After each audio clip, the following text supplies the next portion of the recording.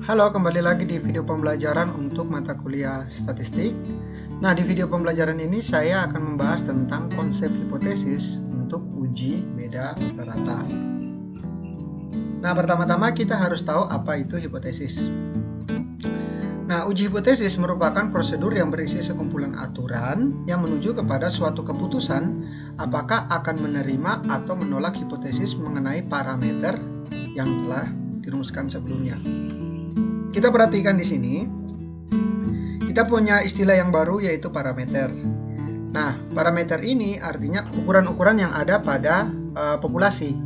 Nah, misalnya kita punya mu, berarti rata pada populasi. Kemudian sigma kuadrat, berarti variansi pada populasi. Nah, dan seterusnya. Sedangkan ukuran-ukuran yang ada pada sampel itu dinamakan sebagai statistik. Jadi jelas ya perbedaan antara parameter dan statistik. Di sini terdapat dua jenis hipotesis statistik. Nah, yaitu ada hipotesis nol dan hipotesis alternatif. Nah, hipotesis nol dan hipotesis alternatif ini saling bertolak belakang. Nah, kita perhatikan. Nah, hipotesis nol adalah hipotesis yang dirumuskan dengan harapan bahwa hipotesis tersebut nantinya ditolak setelah dilakukan uji hipotesis. Nah, perhatikan di sini, hipotesis nol itu mengandung harapan nantinya harus ditolak. Maka harapan peneliti yang diterima adalah hipotesis alternatif, ya, atau H1 istilahnya begitu. Nah, jadi tujuan penelitian harus diletakkan pada H1. Karena hipotesis nol nantinya harus ditolak. Tapi harapannya ya. Kemudian ini tadi hipotesis nol, selanjutnya hipotesis alternatif. Hipotesis alternatif adalah hipotesis yang dirumuskan dengan harapan bahwa nanti akan diterima kebenarannya setelah dilakukan uji hipotesis. Ya, sudah saya jelaskan tadi. Nah, hipotesis nol itu biasanya menyatakan tidak adanya perbedaan. Tidak ada perbedaan berarti sama ya. Atau tidak adanya korelasi, ya, bukan kolera tapi korelasi, oke, atau hubungan. Nah, selanjutnya hipotesis alternatif menyatakan adanya perbedaan atau kebalikannya, begitu ya. Nah, di sini saya ingin menjelaskan bahwa hipotesis hipotesis alternatif merupakan negasi atau ingkaran atau kebalikan dari hipotesis nol. Oke ya. Jadi kalau hipotesis nolnya menyatakan tidak adanya perbedaan, berarti kalau hipotesis alternatif menyatakan adanya perbedaan. Kalau hipotesis nol menyatakan tidak adanya hubungan, maka hipotesis alternatif menyatakan adanya hubungan atau korelasi. Oke. Nah, hipotesis nol dilambangkan dengan H0, sedangkan hipotesis alternatif dilambangkan dengan H1 atau HA. Oke ya. Nah, di sini penolakan hipotesis nol mengakibatkan penerimaan pada hipotesis alternatif dan sebaliknya. Kalau misalnya hipotesis nolnya itu ditolak, maka hipotesis alternatifnya yang diterima. Gitu ya. Oke. Nah, sudah dijelaskan tadi bahwa hipotesis nol itu mengandung arti bahwa tidak adanya perbedaan. Nah, di sini perhatikan hipotesis nol selalu mengandung tanda sama dengan. Nah, sama dengan, kemudian kurang dari sama dengan, atau lebih dari sama dengan. Nah, kontras dengan hipotesis alternatif itu kebalikannya. Nah, hipotesis alternatif berarti tidak sama dengan, di sini kurang dari, dan di sini lebih dari. Nah, perhatikan terdapat 3 macam hipotesis H0 dan H1. Nah, hipotesis H0 dan H1 ini berdasarkan dari tipe hipotesisnya. Ada 3 tipe, yaitu tipe A, tipe B, dan tipe C. Nah, berikut di sini. Nah, hipotesis yang pertama yang kita pelajari adalah hipotesis untuk satu populasi. Ada 3 tipe. Nah, H0-nya bentuknya seperti ini. Untuk tipe A itu sama dengan, tipe B kurang dari sama dengan, tipe C lebih dari sama dengan. Nanti ini ada kaitannya dengan daerah kritik. Nah, hipotesisnya kebalikannya, berarti di sini sama dengan, di sini tidak sama dengan. Di sini kurang dari atau sama dengan, berarti kebalikannya adalah lebih dari. Berarti sama dengan masuk di sini, kurang dari masuk di sini, kebalikannya yaitu lebih dari masuk di H1. Nah, sama halnya dengan tipe C. Tipe C itu H0-nya lebih dari sama dengan, dan H1-nya itu kurang dari. Nah, perhatikan di sini semuanya adalah bentuknya hanya ada satu mu ya. Mu sama dengan C, mu kurang dari sama dengan C, mu lebih maaf, ini harusnya ada mu. Ya, jadi C ini adalah suatu bilangan yang konstan atau bilangan real ya. Misalnya mu lebih besar sama dengan misalnya mu sama dengan 70, berarti rata-ratanya sama dengan 70 atau rata-ratanya tidak sama dengan 70. Nah, misalnya untuk tipe B, rata-ratanya kurang dari sama dengan 70 atau rata-ratanya lebih dari 70. Nah, mu ini adalah rata pada populasi. Oke, jadi ini untuk satu populasi. Nah, selanjutnya yang sama juga berlaku pada dua populasi. Nah, kalau dua populasi, lihat di sini ada 2 mu ya. Berarti rata pertama pada populasi sama dengan rata kedua, atau rata pertama tidak sama dengan rata kedua. Prinsipnya sama dengan yang tadi, namun di sini membandingkan antara 2 mu.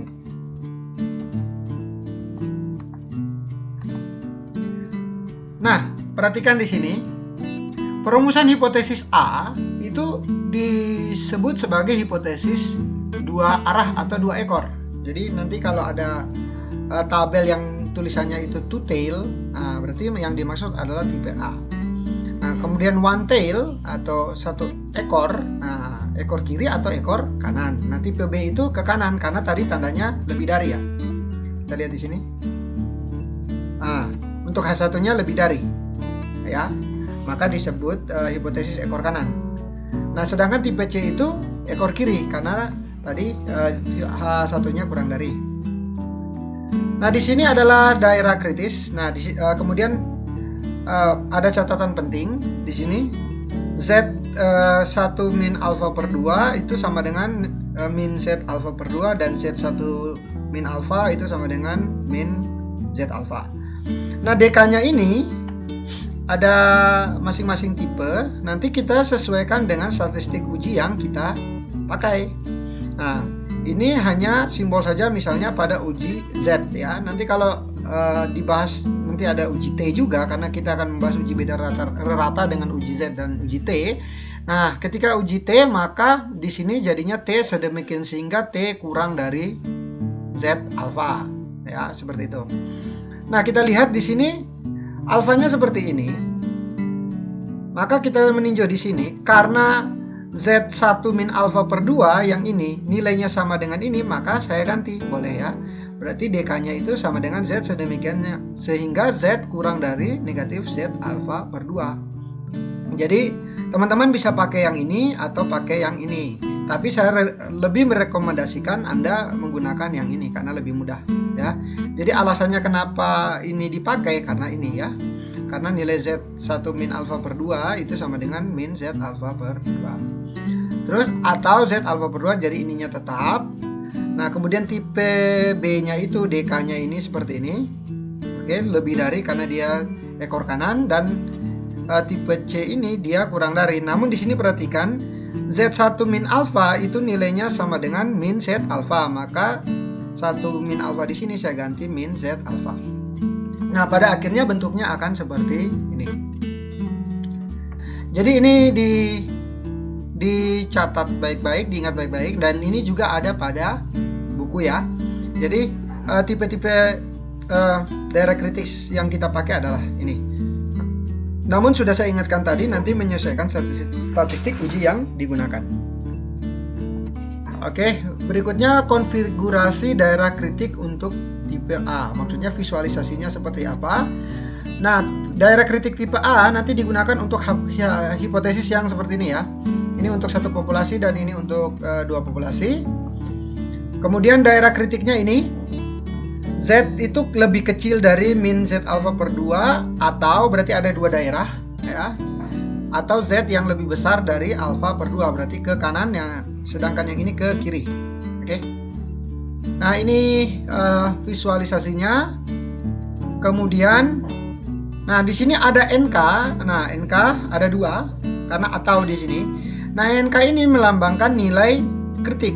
Nah, nilai kritik ini sama dengan, NK-nya itu kan min Z alfa per 2, berarti nilai kritiknya sama dengan ini. Sedangkan ini nilai kritiknya sama dengan ini. Jadi, apa yang diperoleh di tabel merupakan nilai kritiknya. Nah, sedangkan DK itu daerah yang lebih kecil, berarti dari nilai kritik ini ke kiri untuk yang ini. Sedangkan yang ini daerah yang lebih besar dari Z alfa, berarti dari sini ke kanan. Oke ya. Nah, oke, ini yang saya jelaskan tadi. Ini. Nah, kemudian ketika nilai tersebut masuk ke daerah kritik, berarti daerah penolakan untuk H0 ya. Di sini tadi daerah tolak H0, oke, daerah penolakan untuk H0. Nah, karena ada 2, maka ada 2 daerah penolakan untuk H0. Nah, bagaimana dengan daerah yang di sini? Oke, yang di luar daerah kritik. Nah, itu adalah daerah penerimaan untuk H0. Nah, cara tersebut juga sama kita lakukan pada daerah kritik tipe B, namun kita menyesuaikan dengan daerah kritiknya ya. Nah, ini untuk satu populasi dan 2 populasi yang bentuknya seperti ini. Kemudian nah, tipe B itu daerah kritiknya Z lebih besar dari Z alfa. Nanti kalau T ya T lebih besar dari T alfa. Berarti nilai kritiknya itu adalah ini. Oke, yang berwarna biru ini. Nah, nilai kritiknya sama dengan nilai alfanya, nilai yang berdasarkan tabelnya. Terus ke kanan ya, karena lebih besar dari nilai kritik. Oke, Z alfa. Ya, berarti ya, jadi di sini adalah daerah penolakan H0 karena berada pada daerah kritis. Sedangkan yang tidak berada pada daerah kritis adalah daerah penerimaan, berarti di sini. Oke. Nah, ya tipe C juga sama, tapi dia ekor ke kiri ya, tadi sudah dijelaskan. Ini daerah penolakan H0 dan daerah penerimaan H0-nya. Oke, mantap. Ya, ini hipotesisnya tadi untuk satu populasi dan 2 populasi seperti ini. Kemudian oke, ini DK-nya. Nah, di sini ada tipe kesalahan. Nah, kesimpulan pada uji statistik dapat saja dikonfrontasikan kepada seluruh anggota populasi. Jadi, uji statistik itu pada sampel, karena pada sampel itu merupakan parameter tak bias dari ukuran parameter yang ada pada populasi, sehingga kita harus mengkonfrontasikan dengan anggota populasi. Artinya kita menarik kesimpulan pada populasi dengan apa yang ada pada sampel. Misalnya, H0 yang ditolak pada suatu uji statistik dapat saja pada populasi H0 tersebut benar. Jadi yang kita ujikan pada sampel berlakukan pada populasi. Nah, sedangkan kalau kita misalnya tolak H0 pada sampel, ternyata bisa saja H0 yang kita cari dari populasi ternyata benar, berarti bertolak belakang begitu ya. Itu kesalahan tipe pertama. Atau sebaliknya, misalnya pada sampel itu H0 ditolak, tapi kenyataannya pada populasi justru H0 diterima. Nah, itu dinamakan dengan kesalahan tipe 1 dan tipe 2. Nah, pada kesalahan tipe 1 itu terjadi ketika peneliti menolak hipotesis 0, padahal seharusnya hipotesis 0 tersebut benar pada populasi. Jadi yang ditolak pada sampel, sedangkan yang diterima pada populasi. Bahkan yang penting adalah kesimpulan pada populasi ya. Nah, kalau tipe 2 kita menerima hipotesis 0 padahal seharusnya hipotesis 0 tersebut salah atau tidak benar dan harusnya ditolak. Oke, itu. Dan kemudian ada beberapa statistik untuk uji beda rata. Nah, di sini saya klasifikasikan agak sedikit berbeda dengan buku yang kalian peroleh karena ini sudah saya urutkan berdasarkan jumlah mu atau berapa populasi. Nah, perhatikan di sini saya namakan uji statistik tipe nomor 1, 2, dan 3 ini urutannya semuanya punya 1 mu. Oke, mu. Sebenarnya ini bukan 2 mu, tapi mu 0 ini adalah mu yang awal. Jadi ini untuk lebih kepada sampel yang terikat ya, atau dependen. Jadi pada satu populasi namun dengan perlakuan yang berbeda, biasanya terjadi pada sebelum dan sesudah perlakuan. Nah, ini Jadi tidak membicarakan ada dua populasi di sini. Kemudian persyaratan yang harus dipenuhi adalah populasinya harus normal dan variansi pada populasi itu diketahui. Nah, inilah alasannya kenapa saya berikan video pembelajaran terkait dengan uji normalitas dan uji homogenitas menggunakan Lilliefors dan Bartlett ya. Seperti itu karena hal tersebut menjadi persyaratan. Nah, berikutnya untuk yang nomor 2 ini sama, namun perbedaannya ada pada variansinya. Nah, pada nomor 2 ini variansi populasi tersebut tidak diketahui, sedangkan pada nomor 1 itu diketahui. Nah, pada nomor 1 ujinya menggunakan uji Z, sedangkan pada nomor 2 ujinya menggunakan uji T. Nah, di sini uji Z ini ada N0,1, ini artinya sampel tersebut berdistribusi Z normal baku. Sedangkan pada nomor 2 dan 3, nah di sini berdistribusi T, yang mana N-1-nya ini adalah derajat kebebasan atau degree of freedom. Biasanya dilambangkan dengan DK tapi kecil. Sedangkan DK besar yang dimaksud adalah daerah kritik. Nah, pada nomor 3 ini itu adalah uji beda rata untuk satu populasi juga dengan persyaratan populasinya harus normal, namun variansinya tak diketahui. Nah, di sini sama sepertinya persyaratannya, namun apa perbedaan antara nomor 2 dan nomor 3? Nomor 3 ini membicarakan tentang D. D ini adalah selisih masing-masing nilai. Ya. Sedangkan SD ini adalah standar deviasi atau deviasi baku dari D. Nah, D ini diperoleh dari X1 dikurangi dengan X2 yang bersesuaian. Jadi biasanya dilakukan pada dua data yang saling terikat ya, atau dependen. Oke, ya. Kalau tidak membicarakan selisih rataan berarti kita pakai uji yang nomor 2, sedangkan kalau membicarakan tentang selisih rataan berarti kita pakai uji yang nomor 3. Oke. Nah, berikutnya di sini tadi saya jelaskan tentang derajat kebebasan. Nah, derajat kebebasan ini biasanya dilambangkan dengan V. Nah, nanti Anda akan melakukan perbandingan antara T hitung dan T tabel. Nah, T tabel ini disimbolkan dengan T alpha V. Nah, V yang dimaksud adalah derajat kebebasan. Nah, tergantung dari uji apa yang kalian pakai. Kalau uji nomor 2 dan 3, nanti V-nya adalah N-1, di mana N itu adalah ukuran sampel. Oke, seperti itu. Kemudian selanjutnya adalah, nah, di sini saya namakan uji nomor 4, 5, dan 6. Nah, di sini perhatikan mu-nya ada 2. Mu-nya ada 2 dengan persyaratan populasinya normal dan independen. Namun di sini perbedaannya adalah variansi 1 dan variansi 2-nya diketahui. Kalau variansi 1 dan variansi 2-nya diketahui, maka kita pakai uji yang nomor 4. Nah, pakai uji Z dengan asumsi bahwa dia berdistribusi normal baku. Nah, untuk nomor 5 itu populasinya normal dan independen juga. Namun variansi 1 dan variansi 2 tidak diketahui, namun diasumsikan sama. Karena diasumsikan sama, maka variansi 1 dan variansi 2 dianggap satu variansi, yaitu ini harusnya sigma kuadrat. Yang terakhir itu populasinya normal dan independen juga. Ini sama-sama tidak diketahui ya, antara nomor 5 dan nomor 6. Ini variansinya sama-sama tidak diketahui.